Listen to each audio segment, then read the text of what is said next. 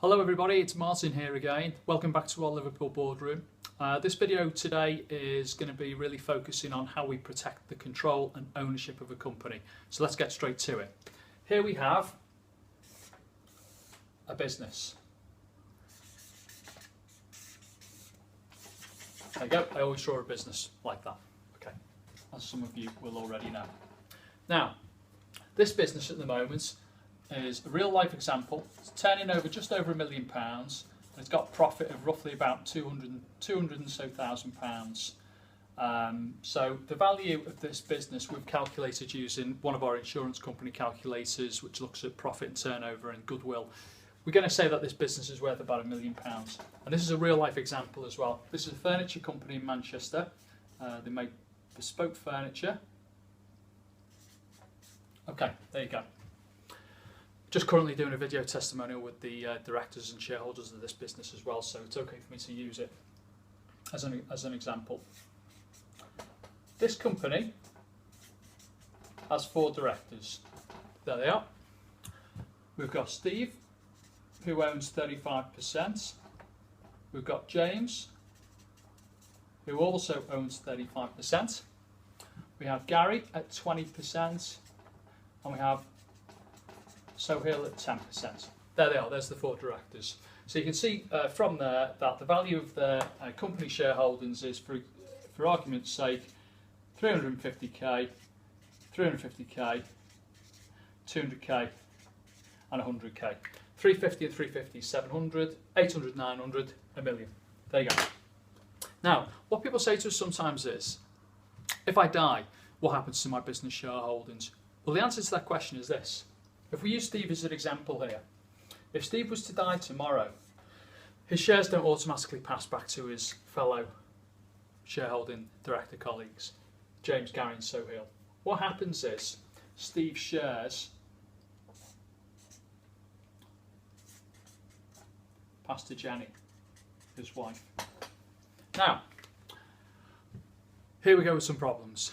The first problem is Jenny's probably not going to want the shares. What is she going to want? She's probably going to want this 350,000 in return, isn't she? So she's going to approach the business, she's going to go back to the other directors, shareholders and say, look, I don't want the shares, I want the money.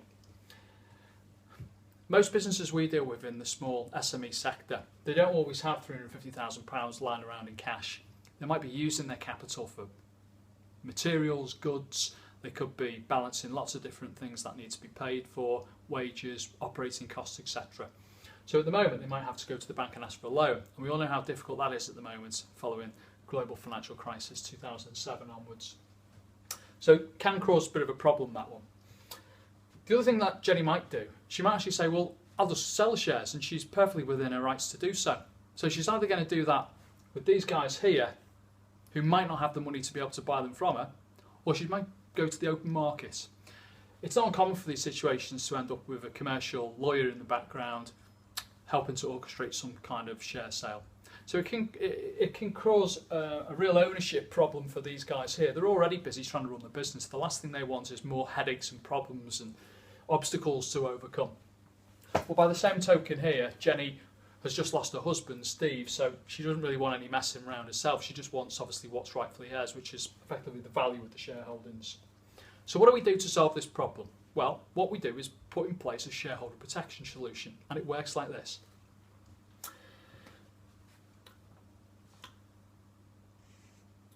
Jenny's shares can pass back to, it's Steve who's passed away here, the surviving shareholding members of the company via a business trust. Okay. But in return, what has to happen, the business has to make available, and there's a bag of cash, the £350,000 for Jenny, okay? So the £350,000 is a shareholder protection solution, which is an insurance policy on Steve's life, okay? Steve has an insurance policy on his life, which is in trust here to his fellow shareholders. So when he dies, £350,000 becomes available it doesn't go to Jenny as such, it goes to the fellow shareholders who then use that money to buy the shares back from Jenny. And this is controlled via what we call a cross-option agreement. A cross-option agreement is non-binding, so if Jenny wants to sell the shares, the fellow shareholders have to buy them, and vice versa, if the shareholders want to buy them, Jenny has to sell them. Gets around tax problems, basically. It's a non-binding contract. So that's the first element of what we would call a company will. It's a shareholder protection solution, which is an insurance-backed capital sum of 350,000, and likewise James would have the same for 350, Gary would have 200, Sahil would have 100,000, so we'd have 4 shareholder protection insurance solutions, and they'd all be backed up with a business trust, which is going to pass that money back to any surviving shareholding directors, such that the company then has capital in order to trade with the spouses and next of kins of the shareholding directors' families. Okay. So that's a shareholder protection solution. The other thing we have to think about is, let's take Steve out there in red. The other thing is, what we need to think about is, what if Sohail over here contracts cancer, has a heart attack, a stroke, or suffers one of the many, many different types of critical illness. There are about 49, 50 odd recognised serious illnesses now: motor neuron disease, cancer, stroke, heart attack, MS, Parkinson's, dementia, and so on and so forth. So lots of things that can go wrong with us. If that was to happen to Sahil, he's in his 50s, he's probably not going to want to continue working within the business. So it's probably likely that what he's going to say to his fellow shareholding buddies over here is, look guys, I just want the value of my shareholdings, I need to go and just relax, get well, I might need some medical assistance, it might not be necessarily in the UK, I might just want to go and live in a warm climate, I might have a lower life expectancy now, because doctors keep us alive for a lot longer if we do suffer one of these terrible illnesses. So the second part of a company will, or the second part of a real proper strategic business protection solution, would be to make sure that if Sahil was a key driver of this profit here and he became ill, or indeed if he died, there's a key person profit protector which would basically replenish the company at a time when it needed its capital most. This guy's been really important to Bespoke. He's been a big contributor towards this £1 million turnover which has been built up over the last few years. He's got a hand in how much profit's being generated by the business. So if he dies or becomes ill, the business has got a problem because it's going to suffer one way or another. And what this key person solution does here is, again, it's just going to maybe provide 200, or it might be 400, it might be 1 year, it could be 2 years worth of profit cover, basically, to inject some money into the business to see it through that transitional time, while it might perhaps look to replace Sohail, or indeed any one of the other shareholders there. So there you go. So far we've got shareholder protection. That's controlling, or rather that's protecting the ownership for the business. And we've also got a profit protection solution here, which is going to protect the profits within the company too.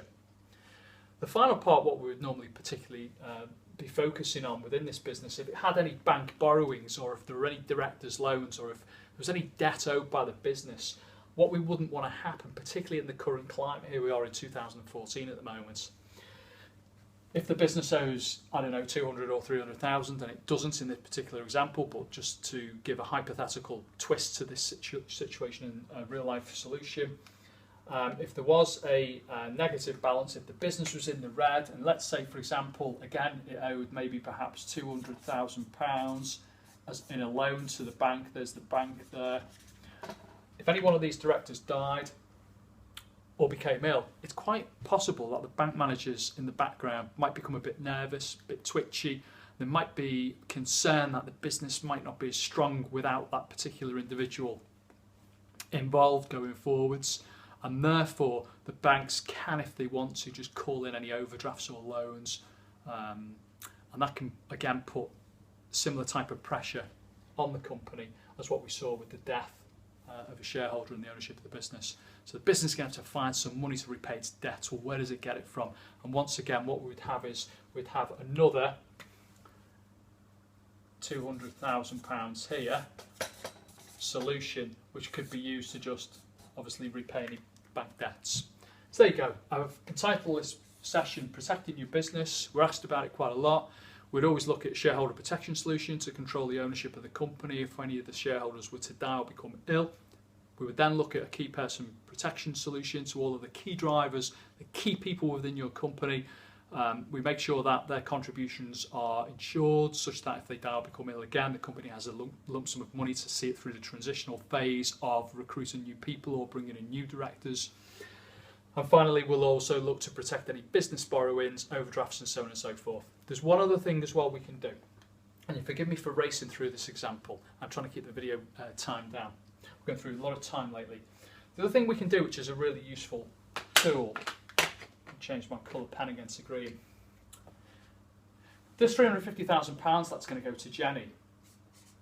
What we could do with that, rather than Jenny just inherit the £350,000 and there'd be no tax on that for her, business property relief, and there's no inheritance tax between spouses anyway, not the matter, but for the sake of this conversation, that £350,000 ultimately, if Jenny was not to use it, if Jenny was then to die, for example herself, sometime later, a few years later, Steve and Jenny's children in the background would end up with this £350,000. But because that money's passed to them on a second death basis, it would fall into a taxable estate. So it would fall into the estate along with all of other Steve and Jenny's other assets, and inheritance tax could be levied at 40% on everything above the nil rate bands. So what we can do with that, rather than just pass the 350 to Jenny, we can be quite clever. And what we can do is we can actually put the £350,000 in a business property relief trust, which would involve us making a new will. So we draft a new will. It would include a BPR trust, which is a trust within a will. It comes into force on death effectively. And what it would mean is the shares would actually pass into the business property relief trust, and basically there'd be no inheritance tax on that then. And also, importantly, as we get into difficulties perhaps in relationships or if businesses fail, and I keep referring you all back to these blogs that I write about second marriage syndrome, about problems with drink and divorce and alcohol and substance abuses with beneficiaries of money. We hope these things don't happen, but they do. The trust can give protection over when beneficiaries actually receive the capital or income or a combination of both from the trust. So by putting the assets into, by putting the shareholding into, or rather the 350,000 that's coming from the company into a BPR trust effectively for Jenny, we can control the future ownership of that capital and mitigate inheritance tax death duties as well. So there you go. There's a quick introduction to business protection. Everyone's circumstances are different. There's lots of things to consider, but that's just sketched out the type of structures that we'd look to follow. So hope that's okay, and I'll see you next time. Bye for now.